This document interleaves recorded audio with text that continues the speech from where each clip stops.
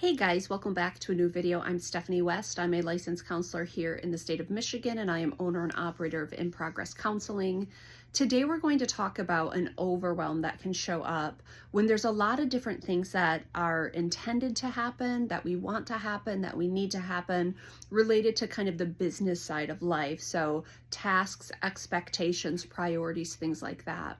So just a few days ago, I had a client come in and they have a substantial amount of time off between the holidays. So from early last week until end of this week. So about a 7 or 8 day spread of extra bonus days off from work.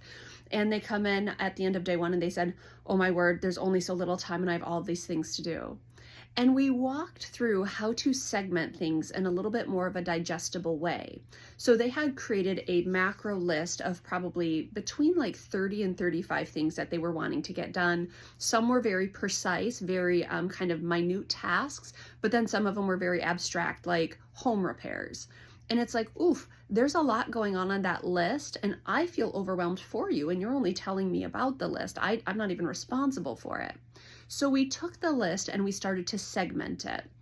And up on the board here, there's 3 words. They're not the only words that apply. And in your own organizational system, you can pull in other things that fit better for you. But on the board here, we have things that I must do, things that I need to do, and things that I want to do. So we took this master list of like 30 to 40 tasks and said, which ones are unequivocal, you must do them, there's no ifs, ands, or buts, by the end of this time next week, X, Y, and Z has to be done.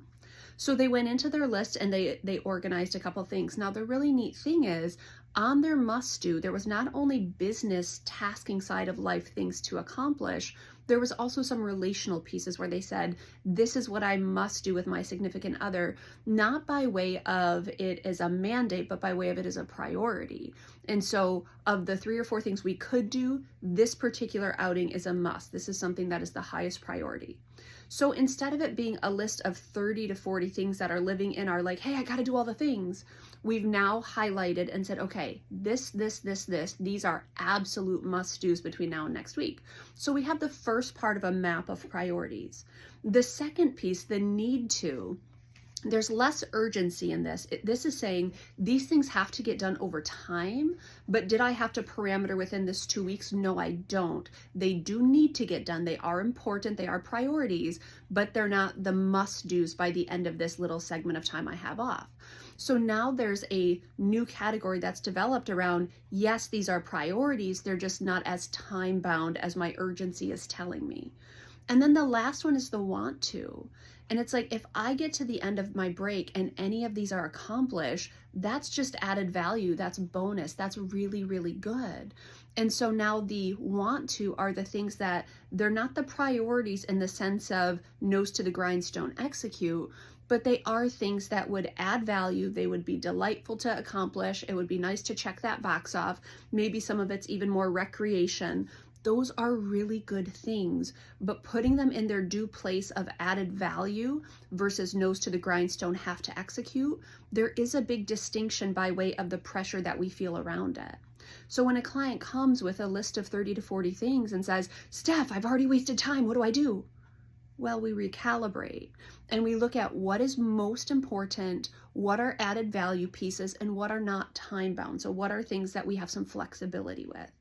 As you're creating different kind of frameworks and maps and pathways for yourself, this can be a really helpful structure. What are the pieces I must do within a time frame? What are the things I need to do, but there's more flexibility in timing?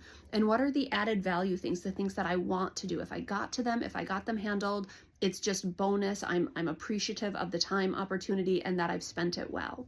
Now, the other piece we just talked about, there's the business task side of life, there's the relational side of life, and both of those ask us to establish priorities.